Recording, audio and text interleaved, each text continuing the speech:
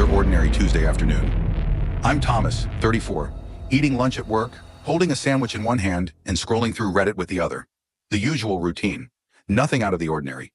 Until I decided to call my wife, Maria, the woman I've loved for nearly a decade. She was having lunch with her best friend Vivian at that fancy sandwich spot I jokingly call Robbery with a View.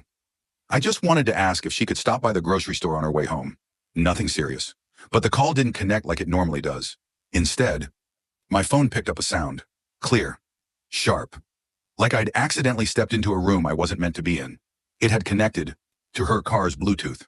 At first I was confused. Then Vivian's voice came through. Cold and piercing like a knife to the chest. LOL, that kid's not even his. If he ever does a DNA test, his life is over. I froze. The sandwich slipped out of my hand and hit the desk. My eyes widened so hard I thought my eyelids would rip open. But it didn't stop there. Then came Maria's voice. Soft, sweet, and more venomous than any poison. Of course I know. Sometimes when I see Thomas playing with Grayson or helping him with homework, I have to leave the room. I do feel guilty, but I think I did the right thing.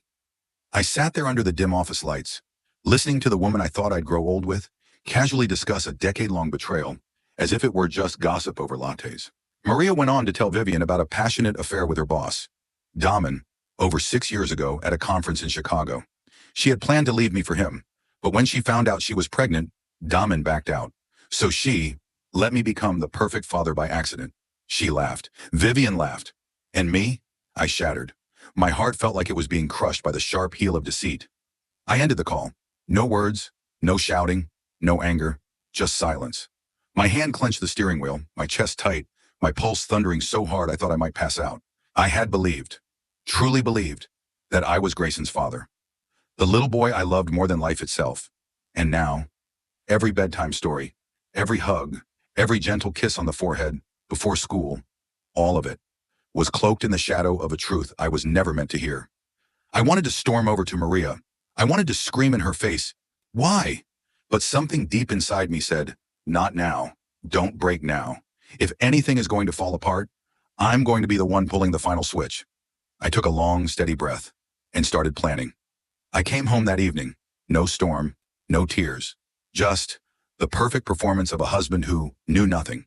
Maria was in the kitchen humming some tune I couldn't place, making Grayson's favorite, meatballs with extra sauce. She turned, smiled at me like that Bluetooth moment had been a figment of my imagination. And I smiled back. It was time for the greatest act of my life. We had dinner like always. I helped Grayson with his math homework. She loved riddles, and that night, she wrapped her arms around me, giggling as I guessed wrong again. I laughed too, even as my chest ached and my throat burned with everything I didn't say. I didn't know who I was anymore. I was her dad, but not her biological father. I loved her. Every cell in me loved that little girl. But now, every time I looked into her eyes, I found myself searching for traces of me that weren't there. And still, every time she said, "Daddy," my heart softened. I couldn't abandon Grayson, no matter how brutally her mother had betrayed me. The next day, I went to the bank, opened a private account. When the teller asked why, I just smiled and said, "I'd like to manage my personal finances more closely." Maria didn't know. She thought I was still naive and blind. Her words to Vivian. I downloaded every shared financial statement, backed up every important document to a private Google Drive, took photos of every high-value item in the house, from the vintage wine collection to the heirloom watch my father left me. I knew what was coming. This divorce wouldn't be clean. It would be war. By Wednesday, the DNA test kit I ordered online arrived. I thanked the delivery guy with a calm face. Maria was at work. I took the sample from Grayson's toothbrush. My hands shook as I sealed the envelope. My heart already knew the answer, but my brain needed the verdict in writing. 5 days passed. I was still the father Grayson knew, still the husband Maria believed she was fooling completely. But every move I made was one calculated step in a final game of chess. I knew Daman still worked with her. I knew Maria still used the family iPad to message him. Thinking I wasn't paying attention, I saw every line light up the screen from D-Suite. Excited, addicted. She was careless. And I was no longer blind. This Saturday marks our 8th wedding anniversary. I made a reservation at the upscale Italian place Maria's always dreamed of going to. She thinks I'm coming around, that I'm falling for her again. But inside the happy anniversary envelope, there won't be jewelry or love letters. Instead, she'll find the DNA results. Screenshots of her messages with Daman. And the divorce papers, already signed. I'm no longer a pawn in her twisted little game. I'm flipping the board. and I'm the one making the checkmate move. Saturday night. The Italian restaurant was bathed in soft amber light. A violin hummed gently in the background, as if every marriage in the world was blissful tonight. Maria walked in wearing a deep red dress, hair curled perfectly, lips painted the shade of Merlot. She looked beautiful, radiant, confident, and completely unaware that her world was about to shatter like a wine glass hitting marble. I can't believe you remembered the name of this place. I only mentioned it once, 2 years ago. She smiled, placing her hand on mine. How could I forget? I replied, smiling back. A storm raged inside me, but on the surface, calm. We ordered. She picked the wine. I let her choose what she liked. This was, after all, our final celebration. After the appetizer, with laughter still lingering on her lips and the wine just beginning to set in, I handed her a dark blue envelope. The words "Happy Anniversary" embossed in silver. Her eyes sparkled as she took it. Jewelry? She teased, playful like a girl in love. Go ahead, I said, voice soft as silk. She opened it, and when the DNA test results spilled out, along with the printed text messages between her and Daman, time froze. Maria's face went blank. Her lips trembled. Fingers gripped the paper like it might rewrite itself if she held it tightly enough. And then, wave after wave of emotion crashed across her face. Shock, fear, denial, anger, panic. I can explain, she stammered. Explain what? My voice was low, steady, colder than the wine on the table. That you and your boss have been lying to me for 6 years? That the child I raised, the child I love, doesn't carry my DNA? Maria's eyes welled with tears. It was Damon's fault. He pressured me. I was confused. Then I found out I was pregnant, and I didn't want to destroy our family. I didn't think you'd ever find out. I'm sorry. I really am. She cried, really cried, but I didn't flinch, because those tears weren't for me. They were for the ending she never thought would come. I'm filing for divorce Monday, I said. You can keep the pretty red heels you wore tonight. But Grayson is not something you get to lie about. Maria slammed her hand on the table, eyes blazing. You had no right. You tested him behind my back. You spied on me. Are you trying to ruin me? I stood, calmly picked up my coat. Number, you ruined yourself. I'm just giving the truth to the only two people who deserve it. Me and my son. And I walked out, leaving her behind in the glow of soft lighting, beneath curious glances, in a red dress that couldn't mask the filth of her secret. That night she called me 38 times, sent 23 messages, even a voice note crying I didn't answer. I was lying next to Grayson, reading him his favorite bedtime book. He looked up and asked, Dad, can we make pancakes tomorrow? I smiled, pulled him close, and whispered, Absolutely. Monday morning, the day I filed for divorce, also the day Maria's world collapsed, layer by layer, like a stage play where the leading lady suddenly realizes she's the villain. I didn't send a message, no warning. My attorney, Jackson, handled everything. Maria was served at work, right there in the office, in front of her coworkers. But sometimes justice deserves a little drama. She called me immediately afterward. No one picked up. Only voicemail. I will protect Grayson's best interests. For all further communication, please contact my attorney. That afternoon, I picked Grayson up from school. He ran out holding a crumpled drawing, a child's sketch of a family. 3 figures, one tall, one small, and one standing far away. Face blank. Who's this? I asked gently. It's you, me, and some man Mom keeps talking to, he replied, eyes down. Right then I knew. Daman was no longer a secret.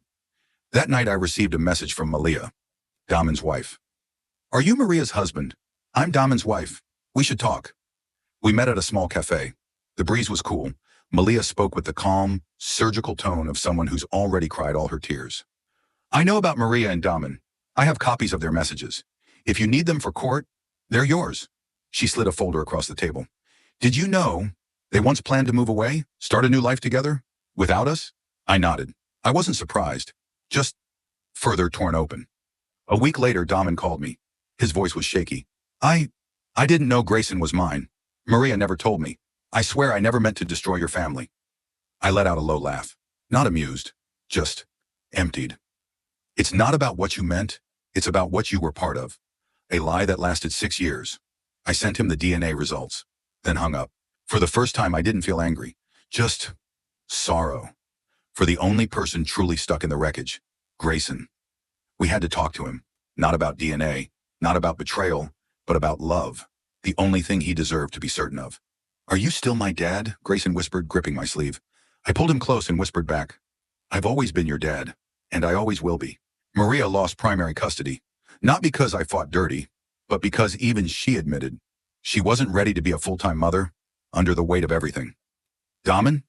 He showed up once, brought a gift, smiled awkwardly at a child who didn't recognize him. Grayson sat quietly through it all. Later that night, he said just one thing. That guy was weird. He's not like you, Dad. I understood. Fatherhood isn't about shared DNA. It's about being there. In every laugh, every bedtime story, every broken crayon and bandaged knee. It's about showing up. And I had never left. Month 3. 3 months since the truth shattered the life I thought I had. I moved into a new apartment. Just 2 bedrooms. Enough for me and Grayson. It wasn't fancy. Not spacious. But it was clean. And it held 0 lies in its walls. I set up our old dining table myself. Hung new pictures on the walls. Just me and Grayson. No wedding photos. No fake family portraits. Just us. At the park, eating hot dogs, laughing under the soft April sun. Grayson started to settle into our new rhythm. He still asked about his mom. I never avoided it. Told him the truth. At a level a 6-year-old could carry. Mom and I chose different roads. But that doesn't change how much I love you. He nodded, then wrapped his little arms around me. I still want to live with you, Dad. Mom's always kinda sad. Maria? After losing primary custody, she rented a small apartment on the west side of the city. Her new job wasn't steady. Her social circle faded, like soap bubbles after a TikTok scandal gone viral from that infamous dinner. She showed up a few times, teary, remorseful, asking for a second chance. But no apology, no matter how desperate, can sew together 8 years of betrayal held under lock and key. I told her one thing. I can forgive a mistake, but I can't live with someone who buried it for nearly a decade. She stood silent. The last time she left my doorstep was the last time she stood there as my wife. Daman? After Malia found out, there was no saving his marriage. He got demoted. His wife filed for divorce. His colleagues iced him out like yesterday's trash. He called me once, voice shaky, begging for forgiveness. I simply said, forgiveness isn't yours to ask for, because you never earned a place to receive it. Grayson once asked, Dad, this house is smaller than the old one. Why do I like it more? I smiled. Because here, no one lies. Every meal, every hug, it's all real. I started going to the gym again, reconnected with a few old friends, joined a local group for single dads, where no one asks, why did she leave? They just ask, your kid into waffles or cereal? Want me to swap pickup shifts next week? And last week I went on a first date. Her name's Molly. She's a music teacher, also a single mom. We talked about kids, about sleepless nights, and how to make homemade pizza without blowing up the kitchen. For the first time in a long time, I felt peace. I used to think losing Maria meant losing everything, but I was wrong. Losing the lies gave me the space to rebuild my life. Not on sand this time, but on truth. Grayson, though he doesn't share my blood, is my son. Every little footstep, every laugh, every dad yelled across the living room is living proof that real love doesn't come from DNA. It comes from a heart big enough to carry it. Life doesn't always give us what we hope for, but sometimes it gives us exactly what we need to grow stronger, kinder, and love more deeply. This story isn't just the journey of a father. It's a reminder of something powerful. Real love isn't about DNA. It's about having a heart big enough to forgive and shoulders strong enough to carry someone through the storm. If this story touched your heart, please leave a like, share it, and hit that subscribe button to stay connected with more true, heartfelt stories like this one.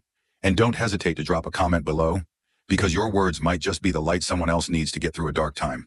Thank you for listening.